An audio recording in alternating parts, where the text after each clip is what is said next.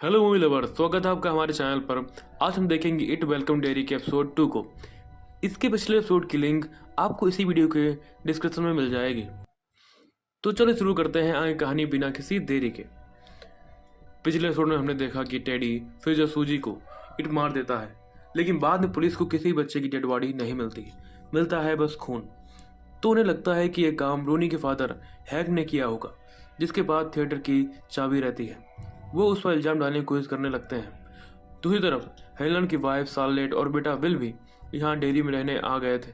Bill बहुत ही smart लड़का है और हेलन उसे एक टेलीस्कोप भी गिफ्ट करता है। अगले दिन रोनी स्कूल जाती है तो सब उसे घूरने लगते हैं, जैसे उसके फादर ने ही उन बच्चों को लापता किया हो। मार्ज यहाँ भी पापा लड़कियों ग्रुप पेटी क्रैक्स में जबरन घुसने की कोशिश करती है और बाद में लिली से भी कहती है कि वो रोनी से दूर रहे, तो लिली को भी पेटी क्रैक्स में एंट्री दिलवा देगी। जिस पर लिली गुस्से में बोलती है यहाँ उसके दोस्त मर गए हैं और मार्ज को लड़कियों ग्रुप में एंट्री की पड़ी है। तभी विल क्लास में आ जाता है। आज उसका पहला दिन था और वो थोड़ा लेट हो गया था।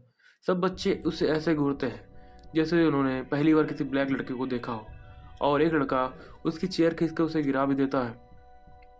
इधर हेलन को पता लगता है कि कल रात जिसने मास्क पहनकर उस पर हमला किया था वो मास्टर था, वही ऑफिसर जिसने उसे सैल्यूट नहीं किया था। उसने खुद ये बात कन्फेस की है और उसे अरेस्ट भी कर लिया गया है। लेकिन हेलन को दाल में कुछ काला लग रहा था। सारेट कुछ सामान लेने बाहर निकलती है और देखती है कि पार्क में पाल बनियान का स्टेचू लग रहा था। सालेट को यहाँ के लोग तिरछी नजर से देख रहे थे। कुछ देर बाद सालेट देखती है कि एक बच्चे कुछ लड़के पीट रहे थे। बड़े लोग उन्हें रोकने के लिए कुछ नहीं करते हैं, वो खुद जाकर लड़ाई रुकवाती है। तो सब ऐसे घूमने लगते हैं जैसे उसने कुछ गलत कर दिया हो। वो ये बात शाम को हेलन को बताती है तो वो कहता है कि वो इस बारे में ज़्यादा मत सोचे। वहीं दूसरी ओर हम देखते हैं रोनी अपने कमरे में सो रही थी। अचानक वो अपनी चादर के नीचे कैद हो जाती है। उसे लगता है जैसे वो किसी के पेट में हो। उस चादर को फाड़ते हुए बाहर निकलती है और मुड़ के जैसे देखती है उसको नजर आता है उसका बेड उसकी मरी हुई माँ में बदल जाता है। असल में रोनी की माँ उसे जन्म देते ही मर गई थी। ये मॉन्स्टर रोनी से कहता है तुम ही अपनी माँ की मौत के जिम्मेदार हो और वे तुम्हारे फादर हैंक को भी अरेस्ट कर ले जाएंगे और उसे फ्राई कर देंगे। इट असल में इंसान के सबसे बड़े डर या गिल्ट का फायदा उठाता है। ये मॉन्स्टर अब रोनी को खाने की कोशिश करता है। रोनी चिड़ चिल्लाती है। उसका फादर यहाँ आ जाता है। रोनी देखती है कि मॉन्स्टर गायब हो गया था। इसके बाद हम एक क्लब को देखते हैं जहाँ 3 ब्लैक ऑफिसर बैठे हुए थे।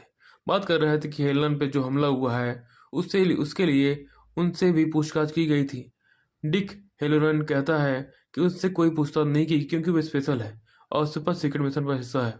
जो सुन बाकी ऑफिसर हंसने लगते हैं तभी पुलिस चीफ भी वहाँ आता है। यहाँ पर काउंसिल मैन उससे पूछता है कि उसने अभी तक उस कल्लू हैंक को अरेस्ट क्यों नहीं किया। चीफ बोलता है उसके पास कोई सबूत नहीं है। तो चीफ को धमकाता है कि उसे अरेस्ट करो वरना अगले इलेक्शन में तुम्हारी नौकरी जाएगी। चीफ उन तीनों ऑफिसर को भी यहाँ बैठे देखता है और मैनेजर से कहता है कि यहाँ से भगा दो। वो तीनों यहाँ चले जाते हैं और बात करते हैं कि हमें ब्लैक लोगों को बैठाने के लिए एक अलग जगह ढूंढनी चाहिए। अगले दिन हम आर्मी वालों को कहीं पर खुदाई करते देखते हैं और हमें ये बात कंफर्म होती है कि ये वही डिक हेलरन है जिसे हमने साइनिंग मूवी देखा था। इसके पास साइन वाली पावर भी है। खैर इसकी मदद से आर्मी वाले को ढूंढने की कोशिश कर रहे थे जो उन्हें अभी तक नहीं मिला। हमें कुछ नेटिव अमेरिकन को भी देखते हैं जो दूर से खुदाई का पर नजर रखे हुए थे। लंच टाइम पर लिली से रोनी मिलने आती है और बताते ही इट ने कल उस पर हमला किया था और ये भी कहा था कि पुलिस उसके डैड को अरेस्ट कर ले जाएगी। लिली बोलती है ऐसा नहीं होगा, मैंने पुलिस को बताया कि तुम्हारे डैड ने कुछ नहीं किया। रोनी पूछती है कि उसने पुलिस को मास्टर वाली बात क्यों नहीं बताई, तो लिली कहती है अगर उसने पुलिस को बताया कि एक म्यूटेंट बेबी ने उन तीनों को मारा है तो उसे पागल खाने में डाल दिया जाएगा जहां वो फिर से जाना नहीं चाहती। दोनों में इस बात पर बहस होने लगती है और रोनी थोड़ा जोर से चिल्ला देती है जिसके लिए टीचर उसे डिस्टेंशन में डाल देती है। बिल बाहर बैठकर लंच कर रहा था। उसकी दोस्ती रिच नाम के एक लड़के से होती है। तो वहीं यहाँ पर एक कोई बदबू वाला बम फेंक के चला जाता है जिससे बच के भागने के बिल टीचर से टकरा जाता है जिसे भी डिस्टेंशन मिल जाती है जहाँ उसकी बात रोनी से होती है। तभी ये दोनों देखते हैं कि लिली को पुलिस पकड़ के ले जा रही थी। पुलिस चीफ अब लिली को ब्लैकमेल करता है, वो अपना बयान बदल दे, सारा इल्ज़ाम हैंक पर डाल दे, वरना उस थिएटर में सिर्फ लिली ही थी। टाउन में सब लिली को थोड़ा सा इनकी समझते हैं, तो हो सकता है उन तीनों बच्चों को लिली नहीं मारा हो, तो उन्हें पागल खाने भेजना पड़ेगा। लिली अब रोते हुए कहती है कि वापस पागल खाने नहीं जाना थी।